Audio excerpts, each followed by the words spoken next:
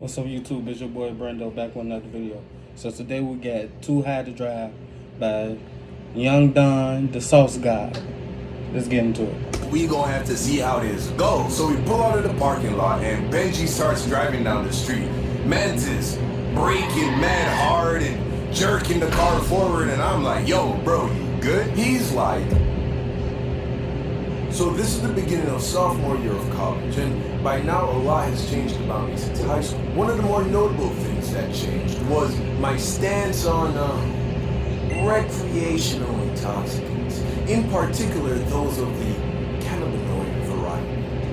I'm talking about that herb, that grass, reefer, hash, Mary Jane. If you don't know, you don't know, but if you do, you know exactly what it is. Oh, sure, During my much of that. sophomore year of college, there was about a 3-month period where I was a bona fide herbal enthusiast.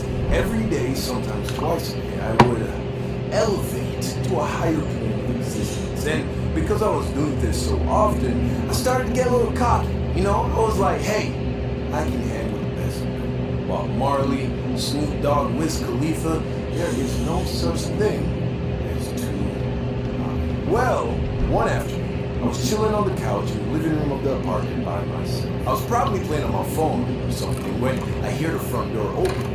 In walks one of my 3 roommates, and for the sake of the video, let's call him Benji. Benji was a 6'10" monster of a guy, right? Just huge. And I say guy, but he was really a kid. He was only like 18 years old, and granted, I was 20, but he really felt like a little brother, even though he was 5 inches taller than me. He played on the basketball team. He was a great guy. Now, Benji was extremely passionate when it came to the grass. He was even more into it than I was at the time. So he joins me in the living room and tells me that he had gotten his hand on some cookies.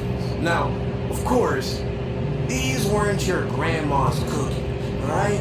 These were moon ones, because allegedly, eating just one of these cookies put you out.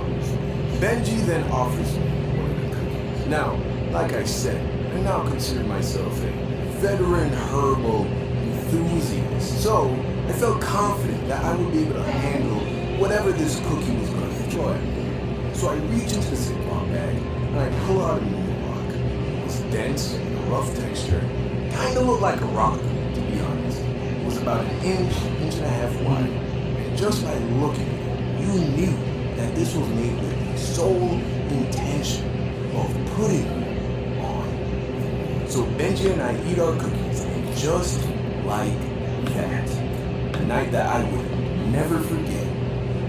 So we're sitting on the couch, watching YouTube on the TV. Maybe 30 minutes has gone by, and I'm definitely feeling something, but to be honest, I was not impressed, right? I don't know what you I feeling. look over at Benji, and As just by the hell. way that he was staring at the television, I knew that this dude was gone, bro. Yo, Benji. I ain't drooling or nothing. Benji. And you ain't gonna touch me in my face. Benji. Yo, what's good, bro? Bro, you're gone, bro. I'm so gone. You feeling it? Kinda. I don't know. It's not really hitting me like that, to be honest with you. Really? You wanna know? I don't know. I feel like Hell no, don't do it. Don't do it. I thought it was sweet. You tried it. Trying to get food? Okay. So, feeling what I thought was sober, I grabbed my keys and we start to head to the car. It was only about a 5-minute walk to where my car was parked, but as we were walking, I noticed that it was becoming increasingly difficult to walk. It felt like I was dragging my feet through wet cement. The air became thick and everything around me started to pulsate. The trees, As hell. buildings, everything was vibrating. Then,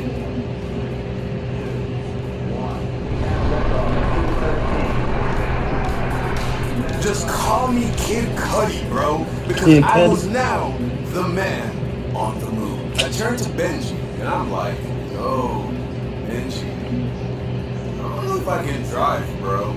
What are you talking about? We're already in the car. When did we get in the car?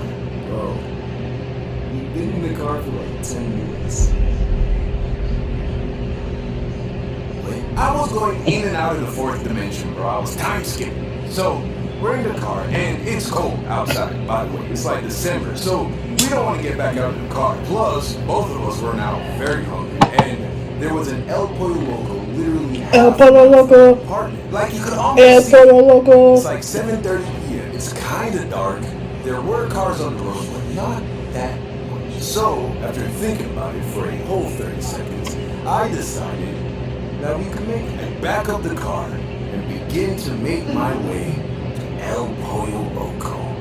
No, maybe 0.1 miles when I realized that I had made a terrible decision. I could not drive, bro. I was using all of my mental faculties to just remember which pedal was the brake and which one was the gas, bro. Like, I was genuinely terrified, bro. I did not think we were about to make it to this chicken place, bro. I turned to Benji and I'm like, we gotta pull over. Chicken place. El Pollo Loco. Bro, I can't drive. Sound like a taco place. I can't drive. What do you mean? I don't think I can Is that drive. racist? It's too much. I don't think we're gonna make it, bro. We've been in the drive-thru for like 5 minutes. Excuse me, sir. Can I get you to move forward to the next window, please? When do we bro, just drive up. Things weren't looking good, okay? I was these moon rocks got me, bro. I wasn't Moon functioning, rocks? man. So we pull up to the next window, we order our food, pick it up, and then we pull around and park in a parking spot. My thinking was that we were just gonna sit in the car, we're gonna eat this food, and that would give me some fucking time that shit to up. just like, calm down a little bit. That's what I was hoping for. Bro, we eat the food. Bro, it was worse, bro. I don't know how, it was worse. I was sure that I could not drive anymore. So first, I was like, okay, looks like we about to be just chilling in this parking lot for at least the next, 2 hours, right? But then, I remembered that Benji was 18. Probably had a driver's license. Hey, Benji. Yo, what's up? Do you think you can drive? I think so. Alright, good. Here, go. I think you can drive this one, bro. Okay. So Benji and I switch seats, he backs up the car, and we begin to drive home. It didn't take long for me to start second guessing this decision. Just by the way dude was backing up the car, things were already looking shaky, bro. But I didn't want to get back in that driver's seat. Feel me? So I was like, yo, we gonna have to see how this goes. So we pull out of the parking lot and Benji starts driving down the street. Mantis braking mad hard and jerking the car forward, and I'm like, yo, bro, you good? He's like, yeah, I just haven't done this in a while. So I'm like, okay, just stay calm, take it easy. I had done this in a while. Just down the street. We pull up to the first big I wouldn't get out. intersection. This was gonna be the hardest part of the journey. If we could make it past here, we were good. What made this intersection so challenging was that there was no dedicated turning lane. There was no green arrow to tell you to go. It was just a regular green light, and you were gonna have to use your judgment to know when to turn onto the street so you don't run into opposing traffic. So we get to the front of the line, Benji pulls out into the intersection, and we're just sitting, waiting for an opportunity. A couple opportunities pass, and I'm like, yo, Benji, you gotta go. The light's about to turn yellow. He's like, I'm trying. I can't do it. The car's coming too fast, bro. Light's gonna change. After this car passes, you gotta car go. going In the middle of the intersection. I'm trying. They're not letting me turn. Gotta The go. light's yellow, bro. You gotta go. I don't think I can do this. We gotta switch back. Switch back. The light's about to turn red, bro. Just go. Benji gets out of the car and starts to walk around to the passenger side. Yo, what are you doing, bro? Just switch seats. You can drive. The light turns red. We in the middle of the intersection, and Benji is standing outside of my door. The traffic on the street we were trying to turn into starts to flow. Cars are honking, and there is nobody in the driver's seat. Now I'm freaking out because, this was a busy road. Cops were always on this road, and I was still on the moon, bro. I sober up, I get out of the car, I get in the driver's seat, and then I drive home, bro. As we're pulling up to the apartment, I I turn to Benji. I'm like, yo,